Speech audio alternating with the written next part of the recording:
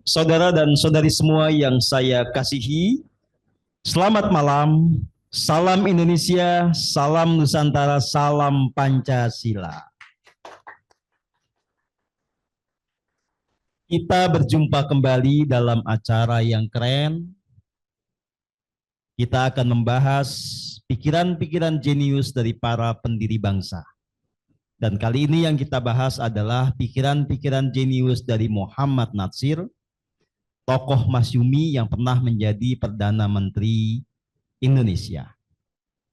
Dan seperti biasa, saya Setio Hadja Dewantoro akan tampil bersama Profesor Yudi Hari. Kita akan bersama-sama mendengarkan bagaimana Profesor Yudi Haryono membahas soal pikiran-pikiran jenius dari Muhammad Natsir. Tapi sebelumnya saya cerita sedikit Mas Yudi bahwa nama beliau ini tidak asing buat saya, karena saya dulu kader di Pelajar Islam Indonesia, dan beliau dijadikan salah satu tokoh yang sangat dikagumi, dijadikan sebagai model. Ya. Kemudian ketika saya bergabung dengan HMI MPO, sama juga. Terlebih kemudian saya pernah dikader di Dewan Dakwah Islamiyah Indonesia, yang itu menjadi penerus perjuangan Masyumi setelah Masyumi dibubarkan. Jadi nama ini tidak asing buat saya, dan ya dulu saya dapat pengetahuannya yang diproyeksikan jadi Natsir muda itu adalah Yusril Iza Mahendra. Ya, makanya dia yang kemudian merintis Partai Bulan Bintang yang itu mencoba mewarisi kebesaran Masyumi, tapi ternyata tidak berhasil. Nah, tentu akan ada banyak hal yang kita bisa jelajahi bersama. Jadi kita langsung saja kepada Mas Yudi, Profesor Yudi Haryono, untuk membabarkan sebetulnya apa sih yang menarik dari tokoh yang satu ini. Dipersilahkan. Terima kasih Mas Guru. Teman-teman yang berbahagia, kita berbahagia karena di Semarang ini sebenarnya adalah kota modern pertama tempat dilahirkannya SI Merah sebagai oposan terhadap SI Putih, dan organisasi modern pertama yang against with colonialism. Jadi kita ke sini bukan hanya sekedar mengenang dan merevitalisasi pikiran Natsir saya kira, tetapi juga mengambil ruh perlawanan, ruh kritisisme yang sempat berkembang di sini. Jadi selamat ketemu kembali pada episode yang kedua dari pertemuan yang dari sesi yang kedua. Dan saya selalu senang karena Mas Guru itu dimanapun semangat, senyumnya itu menggetarkan. Tepuk tangan.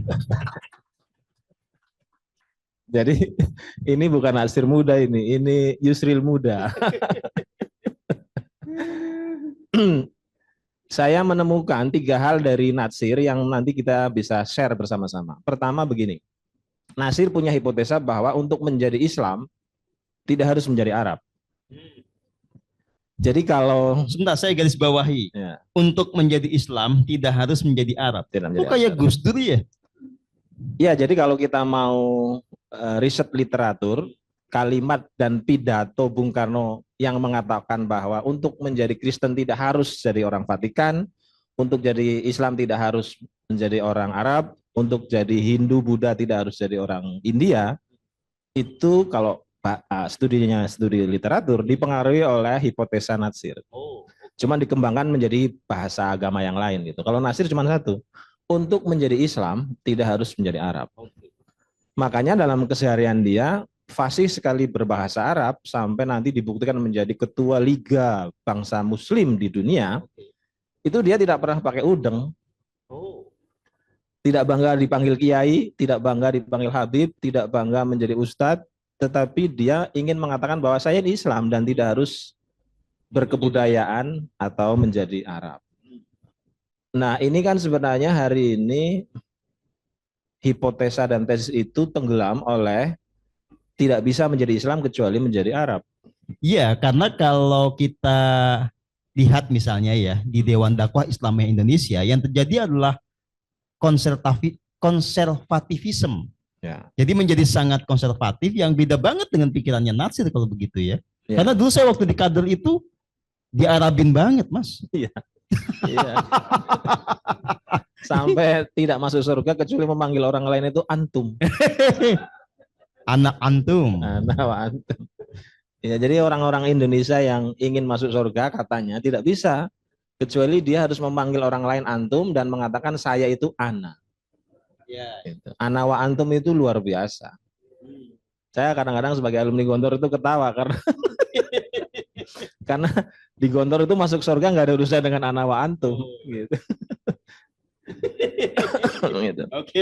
Itu satu pikiran yang mendasar ya. Iya. Lanjut Mas Yudi. Jadi saya kira kita dengan hipotesa itu harus merefleksikan kembali sebagai proyeksi agar pikiran-pikiran Natsir soal menjadi Islam atau menjadi orang yang masuk surga kira-kira gitu tidak harus menjadi Arab dikemukakan kembali, sebab arus utama hari ini adalah orang tidak bisa masuk surga, orang tidak bisa masuk Islam kecuali with budaya Arab. Sekarang kok Mas Yudi ini jadi lucu banget ya. Saya agak takjub ya. Proses transformasinya itu sangat signifikan ya, dari yang betul-betul merindukan surga dengan cepat menjadi penghibur kita di dunia surgawi ini ya.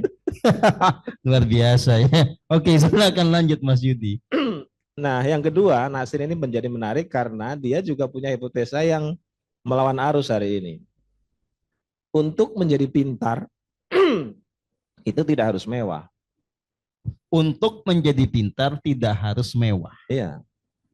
Okay. Kan orang-orang yang sekolah di Stovia waktu itu di samping menyampaikan kepada publik bahwa dia pintar, dia berpakaian dendis. Coba cek tuh foto-foto orang-orang yang sekolah di Stovia itu pakai pantofel, pakai baju-baju yang keren apa. Jadi seakan-akan pintar itu ya harus dendis, pintar itu ya harus kayak kita ini ganteng-ganteng dikit gitu loh. Ya dikit Mas, banyak. Metroseksual lah kalau zaman sekarang itu. Kayak Pak Dharma lah ya. Pak Dharma 2 jam lah ya. Pak Dharma itu representasi terbaik dari gerakan intelektualisme dan metroseksualisme.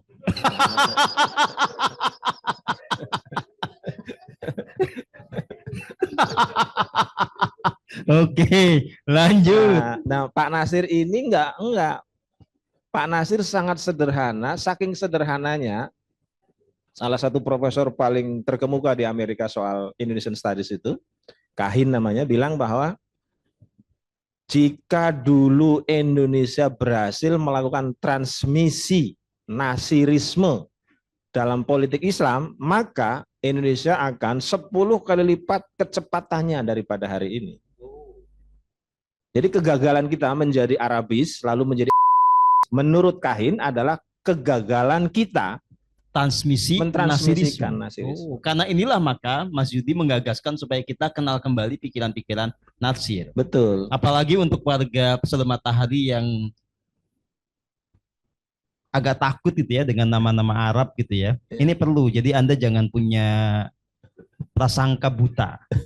Jangan disangka yang namanya Arab ini tidak keren. Beda ya. Gitu. Jadi Natsir ini Perdana Menteri, tapi begitu meninggal dicek itu bajunya cuma 2. Mirip Khomeini itu. Khomeini pemimpin besar revolusi Iran meninggal itu jubahnya cuma 3. Wow. Saya yang satu ini nggak akan ngikut, baju saya banyak. Coba yang gimana nggak banyak? Yang ngasih banyak. Yang ngasih banyak, Pak Dharma ngasih. Saya juga Casio gitu kan. Nah, coba Anda cek atau kita bersama-sama cek pemimpin-pemimpin keagamaan, mohon maaf yang Islam terutama ya. Kalau yang agama lain saya nggak terlalu punya risetnya. Tiba-tiba dia begitu masuk TV 2 kali, mobilnya dulunya Innova berubah menjadi Harrier. Rumahnya dulu di ujung Berung tiba-tiba pindah ke Pondok Indah. Lalu yang dulu pakai baju koko biasa, tiba-tiba koko bermerek yang harganya 15 juta.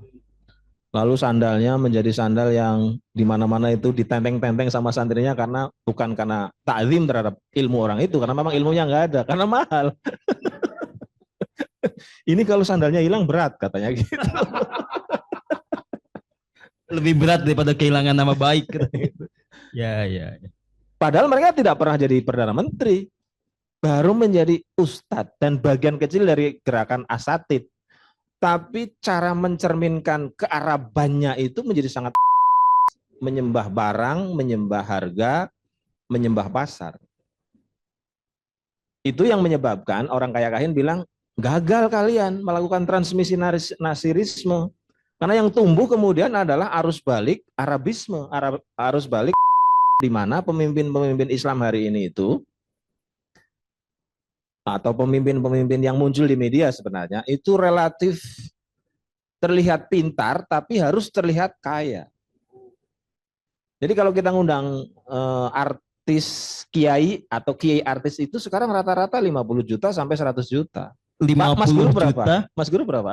Saya banyak sedekahnya, Mas. Hari ini saya bicara aja nggak dibayar. Saya pemberi beasiswa yang konsisten ya. Nggak pernah ngitung, nggak pernah mikir, pokoknya ngajar aja.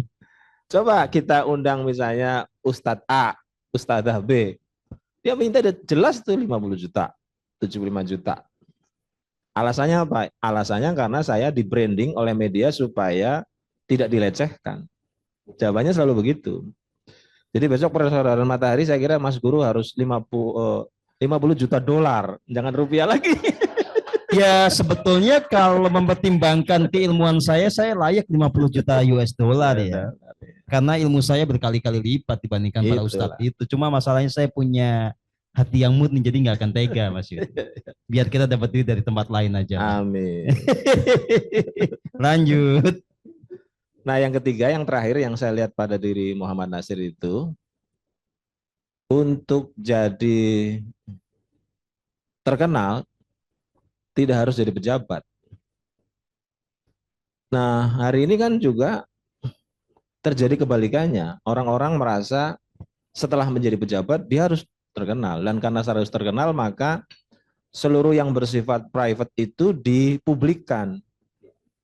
Jadi tiba-tiba misalnya begini, orang jadi bupati maka dia tidak akan megang HP karena HP itu diberikan kepada wilayah publik yang disebut dengan sekretaris. Sekretarisnya kan banyak, sehingga dia menjadi detachment terhadap publik. Menjadi sulit dijangkau, menjadi sulit diajak ngobrol, menjadi sulit tahu keadaan yang sesungguhnya karena dia tidak bisa lagi berinteraksi dan diakses oleh masyarakat. Pak Natsir nggak begitu.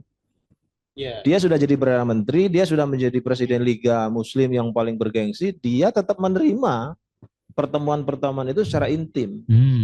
Saya belum jadi Perdana Menteri, tapi sudah jadi guru besar Persaudaraan Matahari juga sama Mas Yudi. Mirip-mirip Natsir kalau soal begitu. Saya HP2 saya pegang sendiri.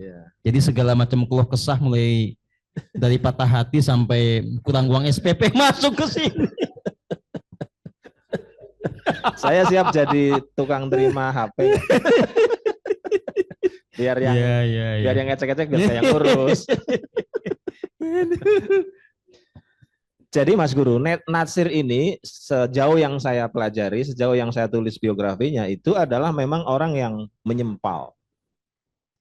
Dia orang yang sangat profesional dalam pengertian pengetahuan tetapi anti libidinal.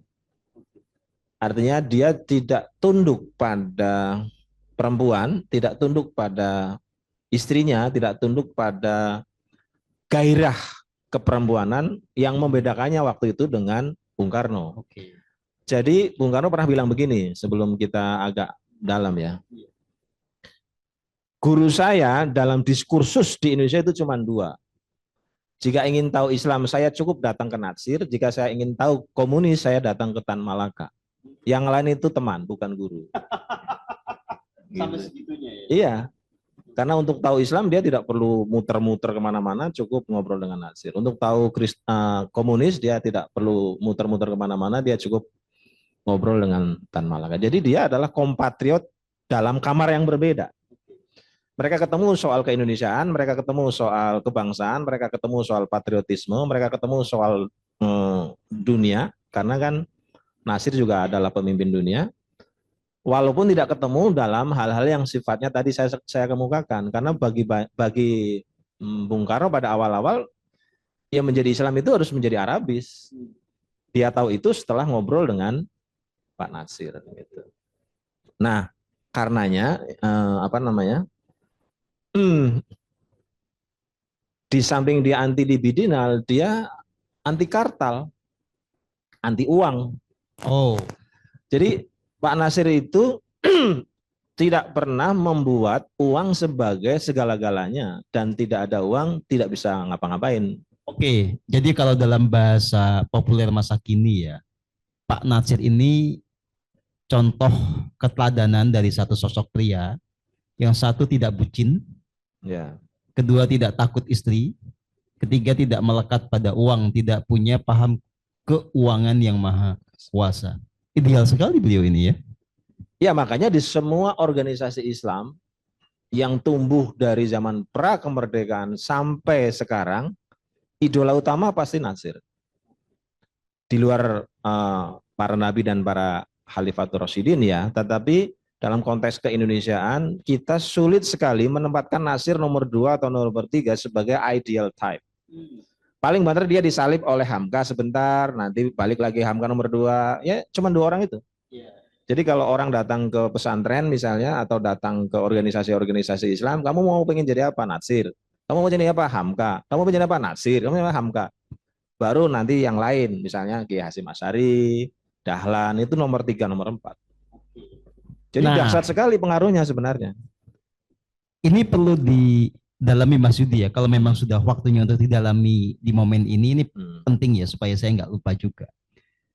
Kan tadi kita bicara ya kegagalan transmisi pemikiran-pemikiran Natsir Betul. kepada generasi selanjutnya. Karena saya ingat nih, jadi dulu waktu ada sebuah program kaderisasi di Kerawang gitu ya. Jadi saya mewakili Cirebon waktu itu. Nah, kader-kader dari Dewan Dakwah Islam Indonesia ini kan diajari, dinarasumberi oleh beberapa tokoh ya. Nah, tapi yang saya ingat betul waktu itu, mereka mengagungkan Natsir. Tapi pada saat yang sama, itu mengecam betul Gus Dur sama Cak Nur atau Nurholis Majid karena dianggap bertentangan idenya.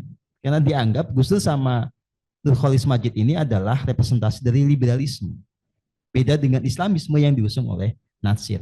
Nah, tapi pada kenyataannya, ternyata Natsir punya pikiran yang sangat progresif. Ini gapnya dari mana, Mas Yudi? Ada 2 penjelasannya. Pertama, mereka tidak membaca secara komprehensif pikiran-pikiran Natsir, sehingga menempatkan dia sebagai Islamisis yang anti pribumisasi, anti Indonesianisasi, anti Nusantaraisasi. Jadi pasti ngopinya kurang jauh. Ngopinya kurang jauh. Ya, ya. Apalagi kalau nggak pernah ngopi, lebih repot lagi. Jadi terima kasih buat Pak Dharma yang sering ngajak ngopi. Ya, itu perlu. Sangat perlu. Yang kedua, memang dalam konteks keindonesiaan, orang Islam itu suka bineris. Jadi selalu melakukan A lawan B, B lawan C, selalu begitu. Jadi kalau tidak dibuat bineris, itu seakan-akan tidak menarik. Makanya dulu orang selalu mengatakan Gus Dur tidak mungkin sama dengan Amin Rais. Amin Rais tidak mungkin sama dengan Cak Nur. Cak Nur tidak mungkin sama dengan Cak Nun. Cak Nun tidak sama dengan Mas Setio. Mas Setio selalu mencari begitu karena memang salah satu yang kita warisi dari tradisi mentalitas kolonial itu memang bineris, diperhadapkan supaya kita tidak pernah bisa bersatu, supaya kita selalu dalam posisi berkonflik. Ya, itu juga yang menyebabkan Bung Karno memaksa ide persatuan itu menjadi nomor 3 karena tahu betul bahwa kalau itu tidak terjadi dikarenakan yang kita warisi adalah bineris, nggak akan pernah jadi merdeka. Sate itu enak, tapi dia akan lebih enak kalau ada tusuknya. Tusuknya itulah yang disebut dengan persatuan. Persatuan Indonesia, makanya dia ditempatkan di nomor 3. Nah, lagi-lagi kalau dari situ kita jadi yakin bahwa transmisi nasirisme supaya bertemunya partikel yang berbeda-beda itu gagal, sehingga sampai sekarang kita mengulang kembali bahkan mentradisikan mentalitas kolonial yang bineris. Jadi aku dan dirimu itu dalam konteks neokolonial itu tidak dicari persamaannya. Selalu dicari perbedaannya untuk dibenturkan. Seakan-akan saya tidak bisa bekerja sama dengan Mas Setio. Mas Setio juga tidak mungkin bekerja sama Yudi karena mungkin Yudi nggak suka perempuan, Mas Setio suka cowok. Mas Yudi sukanya laki-laki. Jadi mungkin Yudi ini bacanya bahasa Inggris, Mas Setio bahasa Jawa. Jadi dicari yang beda-beda gitu. Seakan-akan kalau tidak beda itu nggak menarik. Nah itu juga yang kalau Anda mau pelan-pelan baca, sejak 99 sampai tahun 2010 itu kalimat Bhinneka Tunggal Ika titik.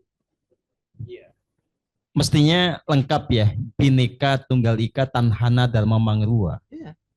Kenapa titik? Karena orang diminta untuk vis-a-vis, diminta untuk berbeda, diminta untuk tidak mencari persamaan.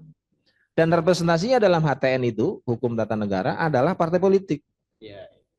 Partai politik kita itu seakan-akan kalau tidak ada oposisi, tidak ada Indonesia. Gitu. Jadi tanpa kita sadari, seakan-akan kita selalu mengatakan Bhinneka, Bhinneka, Bhinneka. Padahal itu bukan khas Indonesia. Bhinneka itu ya warisan neokolonial. Karena dalam konteks kenusantaraan yang harusnya kita sampaikan itu, Bhinneka minimal sampai Tunggal Ika. Jadi ini satu catatan penting ya. Kita berarti menyelenggarakan kegiatan ini sebetulnya kan sebagai sebuah upaya penjelajahan pemikiran ya. Supaya kita tidak tersekat-sekat oleh label. Ya. Kita misalnya di Pesona Matahari, di Nusantara Center, di Pusaka Indonesia itu kan cenderung kita sudah beyond religion lah ya, tidak terkotak-kotak dengan yang namanya agama. Nah, tetapi kalau kita tidak hati-hati, kita nanti akan menjadi antipati, tidak menjadi simpati kepada yang punya label religius. Nah, kayak Natsir itu kan sudah dikonstruksi sebagai satu tokoh politik yang labelnya sangat religius. Karena dia memang tokoh dari Masyumi. Masyumi itu kepanjangannya apa Mas Yudi? Majelis Syuro Islam. Majelis Syuro Muslimin Indonesia. Ya, jadi sangat kental dengan nuansa religius. Dan ya memang dicitrakan sebagai tokoh Islam gitu ya. Nah, kita perlu melampaui semua sekat-sekat karena label itu, menghargai bahwa semua manusia dengan berbagai label itu sebetulnya punya potensi untuk menjadi satu dirangkai dalam bingkai keindonesiaan. Jadi kita perlu memulai hal seperti itu, mencari titik temu dari berbagai tokoh ini, tidak membenturkannya sehingga kita tidak kemudian mewarisi pertentangan di masa lalu. Kita membangun Indonesia baru yang itu menghargai berbagai pihak yang punya kontribusi yang sebetulnya sepadan untuk Indonesia ini. Ya, monggo Mas Yudi dilanjutkan. Ini menarik soal tadi ya, soal Natsir ini ingin menegaskan bahwa berislam tidak mesti menjadi Arab. Ada lagi pikiran yang sangat keren menurut saya. Dia ini tidak setuju dengan sekularisme dalam politik, tapi tidak setuju juga dengan teokrasi. Dia punya konsep yang melampaui keduanya, maka dia tidak setuju dengan kekhilafahan versi Islam konservatif. Ya. Menurut hemat saya, yang dia gagaskan sebetulnya adalah ya negara Pancasila. Itu yang ini menarik karena itu tidak kemudian diteruskan oleh para pengikutnya yang mengklaim sebagai pewaris Natsir. Ya. Silakan Mas Yudi dielaborasi. Memang begitu Masyumi dibubarkan, elan Islam-isme itu memang menguat. Itu menguat sekali. Kenapa menguat? Karena Islam kemudian diletakkan sebagai korban. Nah, karena diletakkan sebagai korban, maka Islam kemudian diideologisasi, yang ideologisasi itu kemudian sulit sekali bertemu, apalagi melakukan hibridasi dengan kelompok-kelompok lain. Jadi sebenarnya itu adalah akibat, bukan sebab. Oke, itu adalah akibat. Karena ada sekelompok orang yang merasa menjadi korban, merasa dizolimi gitu ya. Betul. Jadi menguat fanatismenya. Ya. Padahal kalau dilacak, makanya tadi aku bilang, mereka yang suka vis-a-vis, suka menempatkan Natsir sebagai representasi dari Islamis, itu karena kurang baca banyak, karena salah satu ide yang kemudian ditulis dalam pidato-pidato dia adalah teodemokrasi itu, teistik demokratik. Teodemokrasi, teistik demokrasi sebagai pembeda dari konsep lain yang namanya sekularisme dan teokrasiisme. Ya. Ya, teodemokrasi sebenarnya Pancasila. Pancasila itu ya persaudaraan matahari. Ya, ya. Kita tepuk tangan dulu dong. Ya. Selamat datang kepada teman-teman yang baru bergabung. Silakan ditempati posisi masing-masing. Ya, jadi saudara dan saudari yang saya kasihi. Kolaborasi saya dengan Mas Yudi ini menandai sebuah era baru ya, termasuk untuk persaudaraan matahari untuk pusaka Indonesia. Kita masuk kepada wilayah jangkauan karya yang lebih luas, masuk kepada persentuhan dengan pihak-pihak lain yang lebih beragam, dan tentu saja kita juga diminta secara naturalnya untuk lebih terbuka, untuk melihat berbagai potensi yang ada di luar sana yang tidak ada pada diri kita. Kita diminta untuk kemudian membangun kolaborasi. Dalam bahasa kita sebutnya ini adalah jejaring aksi untuk Indonesia yang memang baru, untuk Indonesia yang lebih harmoni di masa depan. Ya, jadi ini kita punya sebuah agenda yang menarik. Kita menatap masa depan, kita berkarya di masa kini, tapi kita juga menengok ke masa lalu. Ya, kita menengok para tokoh-tokoh yang labelnya nasionalis, labelnya komunis, labelnya sosialis. Sekarang kita menengok kepada tokoh-tokoh yang labelnya Islamis. Ternyata walaupun labelnya beda-beda, mereka semua punya semangat yang sama, punya patriotisme yang sama. Dan kita tidak bisa mengelak dari sebuah fakta bahwa Indonesia ini mengada sebagai kontribusi dari berbagai pihak dengan label yang berbeda. Jadi Indonesia ini bukan hanya hasil karya mereka yang Muslim atau Islamis, bukan hasil karya hanya yang nasionalis atau yang Javanis atau apapun juga. Ini adalah hasil karya bersama. Semangat ini saya kira perlu digarisbawahi dan menjadi sesuatu yang membingkai pergerakan kita ke depan. Ya, lanjut Mas Yudi. Nah, karena itu maka misalnya orang kayak Kahin, saya ingin mengutip Kahin sekali lagi.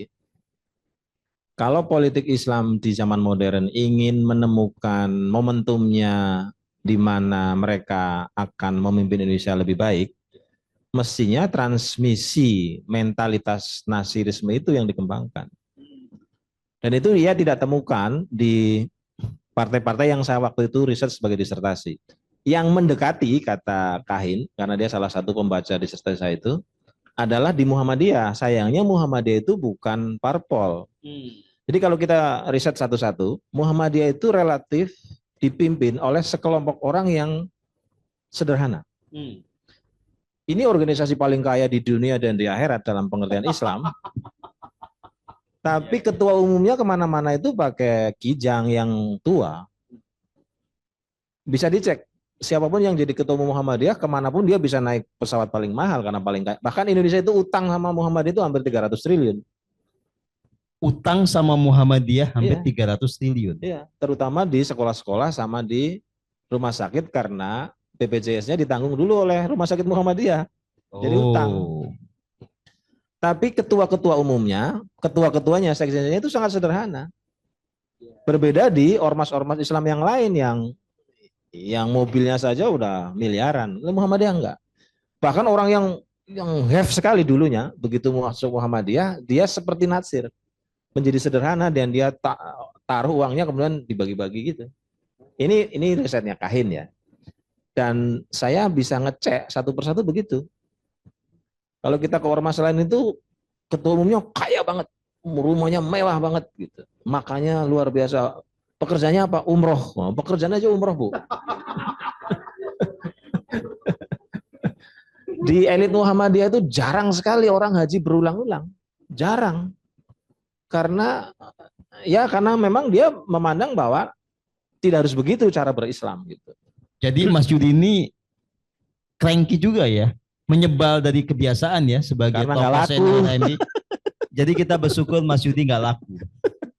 Sehingga dapat hidayah, sehingga sekarang gayanya lebih gaya natsir. Jadi segala peristiwa memang ada hikmahnya kata para tetua itu ya. Oke Mas Yudi. Nah, yang jadi soal Mas Guru, hampir tidak ditemukan termasuk diri saya yang mau menulis ulang secara serius pikiran-pikiran Natsir yang tidak dibaca ke pikiran-pikiran Islamisme. Ini penting berarti ya. Pusaka Indonesia perlu nanti memberi ruang buat ide ini. Jadi kita betul-betul melakukan riset terhadap tokoh yang dianggap sebagai Islamis padahal sebetulnya pikiran-pikirannya sangat keindonesiaan. Supaya orang di masa depan itu punya satu bahan bacaan yang memang sehat, yang memang logis, realistis. Ya, kita catat. Kita pekerjaannya pokoknya tiap minggu nambah. Soal nanti selesainya kapan, ya sabar. Yang pasti kita bergerak maju. Karena tiap kita bicara setiap Kamis malam ini selalu ada ide yang kemudian muncul kan, selalu ada agenda yang jadi utang kita ke depan. Ya nggak apa-apa supaya hidup kita bermakna daripada ngelamun kan. Ya. Oke, Mas Yudi. Coba cek Mas. Kita pernah dengar orang bernama Baharudin Lopa, ya kan? Oke. Dia pernah menjadi menteri Jaksa Agung. Oh, pernah menjadi Jaksa Agung. Ya. Dia meninggal ya di usia yang cukup muda ya. Orang ini mengidolakan Natsir dan dia praktekkan ketika dia sebelum berkuasa sampai berkuasa. Makanya isunya dia dibunuh. Ya, saya ingat betul. Jadi Baharudin Lopa ini model pejabat yang sangat bersahaja dan memang isunya memang beliau dibunuh. Ya. Lalu ditiru oleh generasi berikutnya namanya Busro Mukodas. Busro Mukodas, oke. Ya, sempat di KPK. Nah, lagi-lagi sayangnya kita tidak punya kemampuan atau belum punya kemampuan untuk menuliskan ulang cara hidupnya Natsir, cara hidupnya Baharudin Lopa, cara hidupnya Busro Mukodas supaya itu lebih viral. Memang ada tulisan-tulisan buat mereka, tapi tadi dibajak untuk ideologisasi Islam. Makanya penerbitnya kan menjadi GP misalnya kan, Gema Insani Pers yang sangat kanan gitu. Jadi yang mengambil pola seperti kita itu belum sampai mampu melakukan risetnya, menerbitkannya, membuat filmnya, dan seterusnya. Makanya nanti saya berharap channel Jenius Bangsa untuk sosok Natsir, kita harus lebih serius agar tidak terjatuh seperti mereka yang menempatkan Natsir sebagai ideologi Islam. Oke, ini perlu digarisbawahi ya, nanti buat Mbak Wening dan tim, betul-betul riset tentang Natsir ini harus utuh. Jadi banyak konsultasi dengan Mas Yudi supaya kita bisa menampilkan Natsir dengan versi yang utuh ya, tanpa distorsi apapun. Ya. Nah, karena itu Mas, kita kembali ke ide dia soal teistik demokratik misalnya ya. Karena bacanya luas dan dia tahu bahwa liberalisme yang menghasilkan demokrasi itu tumbuh dan berkembang dari basis-basis individualisme kapitalisme, dia mengkritiknya. Lalu dia juga mengkritik khilafah atau negara agama, karena dia lihat memang tidak mungkin dihadirkan model ala Brunei di Indonesia, model ala Arab Saudi Indonesia, dikarenakan dua hal menurut dia. Pluralitas kondisi masyarakat Indonesia yang berbeda dengan Brunei. Brunei kan hampir 99% satu agama, kita enggak. Yang kedua, jauh hari sebelum ada negara-negara Islam atau negara-negara yang seperti Vatikan, di kita itu sudah tumbuh kerajaan-kerajaan lama yang plural. Jadi pilihannya adalah tidak say no to liberalism, say no to Islamism, tapi kita mengambil pola yang pernah berjaya di Indonesia, Sriwijaya, Majapahit yang plural, yang tidak juga tertinggal dari dunia modern. Oh, Natsir itu punya pikiran begitu? Iya. Kenapa dulu saya nggak diajarin? Maksud saya di kader di Dewan Dakwah. Karena ketemu saya. Salah guru berarti dulu saya ya. Makanya saya tinggal kan. Jadi istilah teistik itu sebenarnya istilah barat, tapi yang dimaksud oleh Nasir adalah karena tidak ditemukan satu orang pun di Nusantara yang tidak bertuhan. Tapi mau dibuat gitu kan panjang tuh. Tidak ditemukan satupun orang yang tidak bertuhan, demokrasi, panjangan. Jadi dia pinjam istilah teistik itu. Tapi bukan teistik dalam pengertian yang sangat sempit. Tapi Tuhan yang memang hadir, omnipresent di mana-mana, sehingga dia harus menyinari tindakan-tindakannya supaya tidak nyolong. Dan dia buktikan, Itu dia yang salah penting. satu Perdana Menteri yang tidak pernah nyolong. Mungkin bodohnya di situ. Ya bukan bodoh lah. Itu kejeniusan yang menjadi teladan buat kita semua. Amin.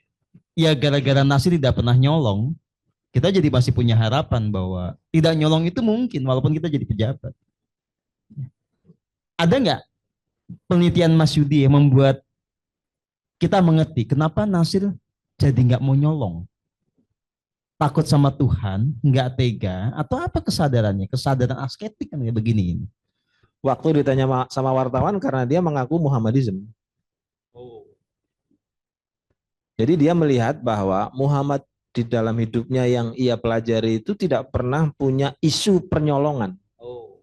Baik sebelum menikah, setelah menikah, sebelum jadi nabi atau presiden, dan setelah tidak menjadi nabi atau tidak menjadi presiden.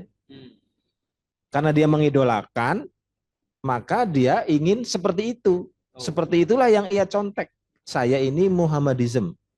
Dalam pengertian yang paling peyoratif karena orang barat kan tidak senang dengan istilah Islam.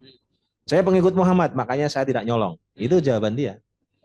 Bukan jawaban saya. Jadi memang dia ingin mempraktekkan apa yang ia imani sebagai cara hidup yang tidak melakukan korupsi, kolusi, dan nepotisme itu dengan dirinya mengkarbon kopi ideal type yang disebut dengan Muhammad. Makanya disebut dengan Muhammadism.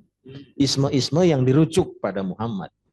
Kenapa sekarang banyak yang mengaku sebagai pengikut Muhammad kok korupsinya luar biasa Mas Yudi? Itu bacanya beda atau gimana ya? Iya, kalau itu perlu riset. Perlu Susah riset. jawabnya ternyata. Riset. Karena diskontinuitas sebenarnya kan bukan hanya milik Islam dan Muhammad. Banyak juga mengaku pengikutnya Kristus tidak berlaku seperti Kristus. Banyak juga mengaku Hindu tapi dia tidak mengidolakan dan Ya, seterusnya. ada kesenjangan lah ya Iya. antara idealisme yang diyakini dengan praktek hidupnya. Oke, ini menarik ya. Jadi kita ini sedang belajar kembali bagaimana punya yang namanya integritas. Jadi kalau kita punya kesadaran apa itu kebenaran, maka itu tidak hanya menjadi pengetahuan kognitif. Itu menjadi sesuatu yang hidup dalam diri kita. Kita jalankan menjadi basis dari pikiran kita, perkataan dan tindakan, ya. Dan ini yang tidak mudah. Membangun karakter ini sungguh sulit, ya. Nah, apa yang membuat Nasir bisa begini, Mas Yudi? Dan saya itu tertarik karena ternyata beliau juga orang Sumatera Barat dari Solok kan. Ternyata Sumatera Barat punya luar biasa ya kader-kader yang sangat keren mulai dari Sultan Syahrir, Tan Malaka, ada Hamka, ada apa namanya sekarang Muhammad Natsir. Ini pendidikan model apa yang bisa menggembleng mereka kayak begitu itu, Mas Yudi? Dan kayaknya itu nggak ada sekarang. Kan dihancurkan waktu kita podcast soal pendidikan ala Ki Hajar Dewantoro itu ya. Iya. Jadi ada sebuah tesis bahwa pendidikan yang sangat Indonesiawi yang keren sebetulnya itu dihancurkan. Oke, Mas Yudi, monggo diperdalam ini. Iya, memang salah satu pertanyaan-pertanyaan para ilmuwan terhadap peristiwa politik Indonesia juga begitu. Kenapa pada masa-masa awal kemerdekaan itu distribusi kepemimpinan relatif merata, terutama ada 30% dari orang-orang Sumatera, Aceh, Medan, Payakumbuh, Padang, Lampung itu selalu banyak gitu. Walaupun tetap berpusat pada Jawa, lalu ada sebagian dari Maluku, maksudnya kayak Tahia kan dari Maluku, bahkan dari Bali ada. Kenapa di masa kini tiba-tiba itu menurunnya drastis? Sekarang menjadi Jawa sentris. Jawa sentris. Bukan hanya Jawa, Solo sentris. Geng Solo sekarang itu. Berat ini. Ini karena belum dapat uang Solo dia. Secara sains. Itu pertanyaan juga yang muncul di mana-mana ketika saya sekolah. Sekolah di Amerika muncul pertanyaan begitu, postdoc di Inggris muncul pertanyaan begitu, postdoc di Australia muncul pertanyaan begitu.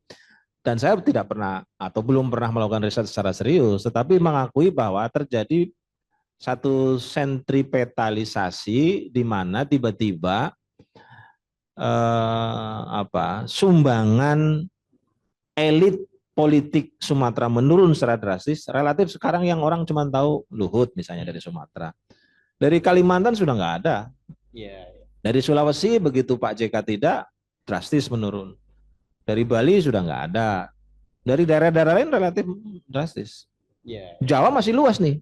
Tiba-tiba panglimanya, Kapolrinya, wah Solo semua gitu. Jadi memang perlu riset ini kenapa terjadi arus balik yang mengecil menjadi Javan Center. Jangan-jangan di Solo ada sekolah keren yang kita nggak tahu, Mas Yudi. Betul.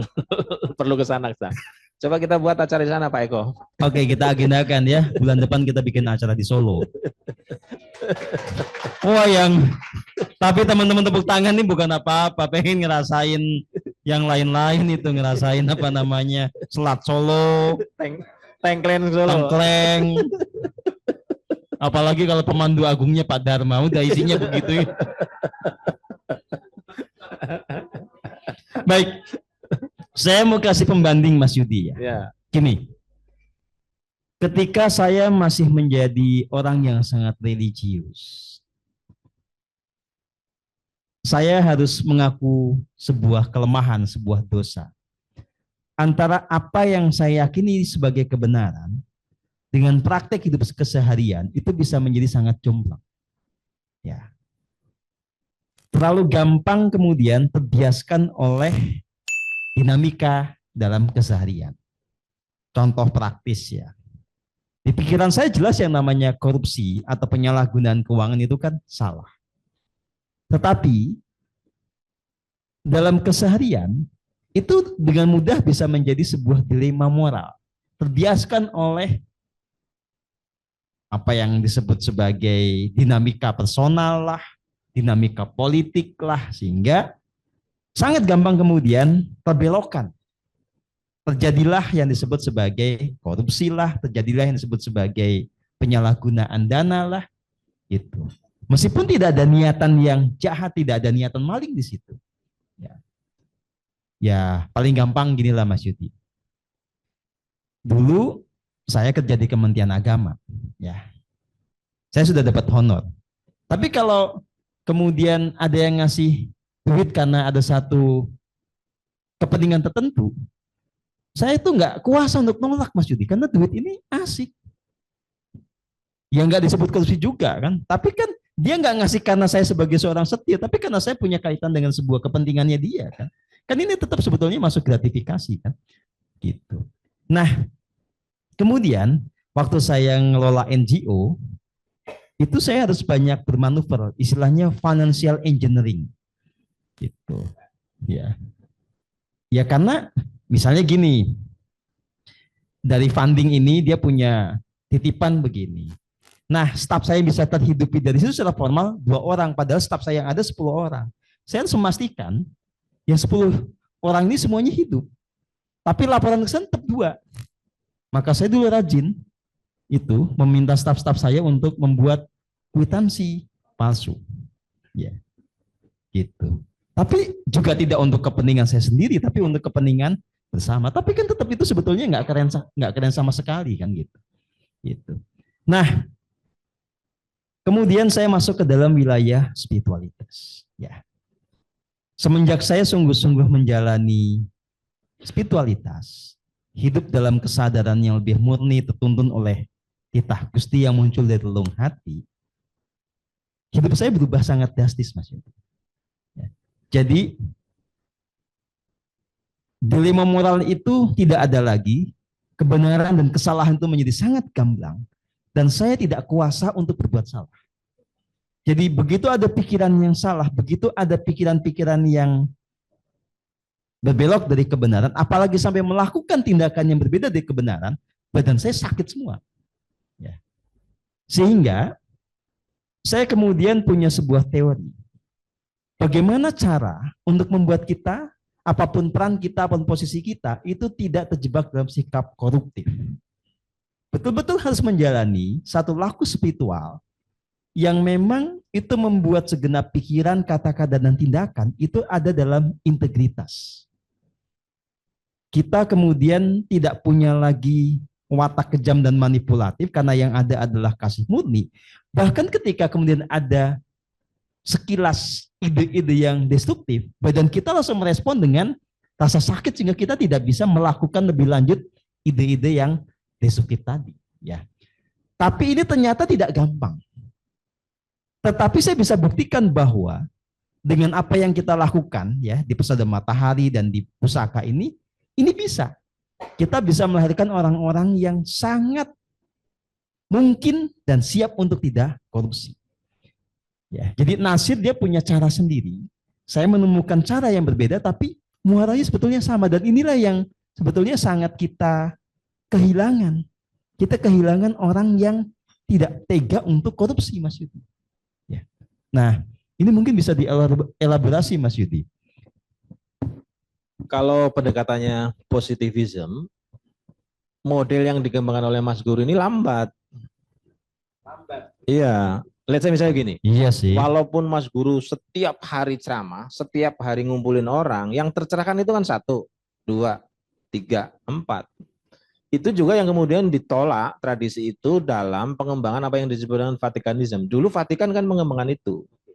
Lambat sekali. Sudah lambat biasanya juga nanti begitu tokoh utamanya, misalnya dengan itu tiada, itu hilang juga.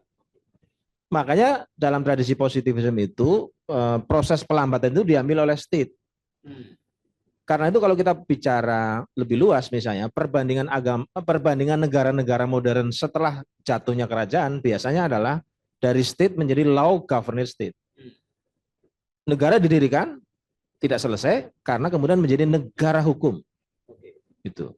Nah, yang terjadi di kita memang lagi-lagi adalah kegagalan mentransmisikan pikiran hukum menjadi pikiran negara hukum. Itu. Alih-alih menjadi pikiran negara hukum, aparat penegak hukumnya itu ditangkap KPK dan dia ketua KPK. Ketua KPK. Sekarang kan ketua KPK namanya Firly. Iya, sekarang tersangka.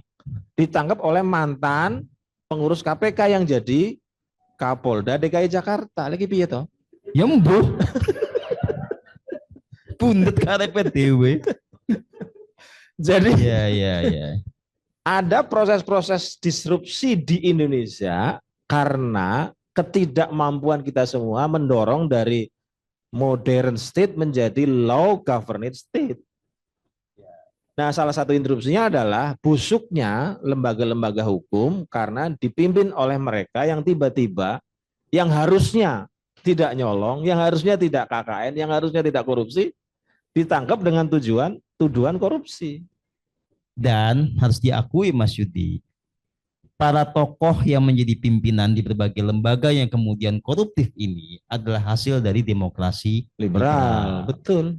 Dan pada konteks seperti inilah kemudian kita semua merindukan sosok seperti Natsir, sosok seperti Bung Hatta, yang dia menjadi antitesis dari semua pejabat yang pernah kita kenal saat ini.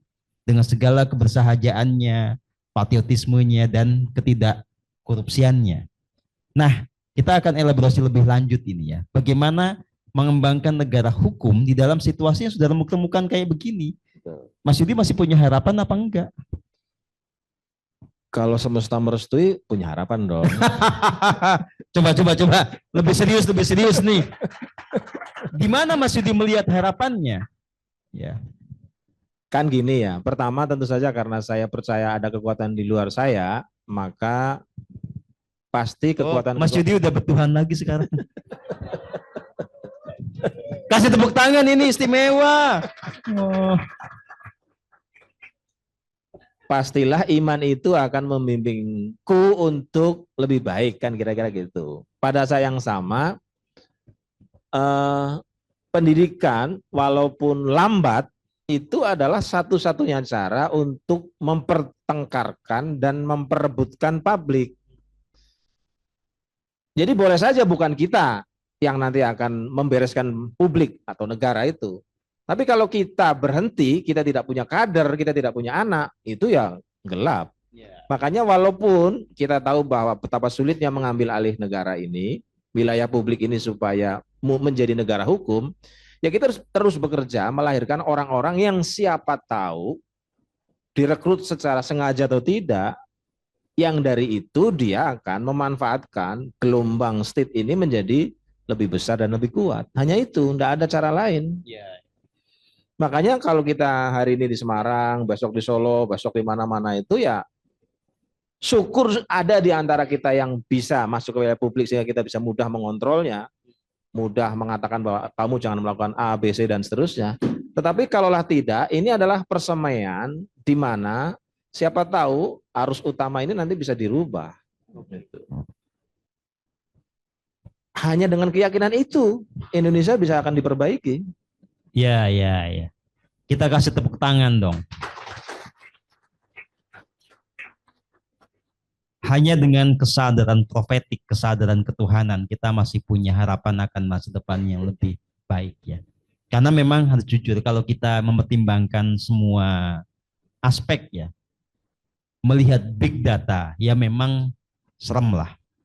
Karena semua seperti sudah terkunci. Tetapi memang kalau kita pakai kekuatan yang non material, tidak ada satu masalah besar pun yang tidak bisa ada solusinya, pasti ada jalan. Ya, soal nanti kemudian berhasilnya kapan dengan cara apa itu persoalan berbeda. Itu adalah seringkali menjadi rahasia semesta yang akan tersingkap seiring dengan waktu. Kita kadang-kadang nggak ngerti sekarang. Tapi yang kita bisa memilih adalah saat ini terus bekerja, berkarya, dan seterusnya. Tapi berkarya juga kita butuh makan dulu ya. Tanpa makan kita tidak akan berkarya dengan kuat. Jadi kita ngasuh dulu sekitar 15 menit untuk menikmati hidangan yang ada. Terima kasih teman-teman semua. Kita akan nyambung lagi setelah menikmati hidangan yang disajikan oleh pemilik hotel ini, MG Setos di Semarang. Terima kasih.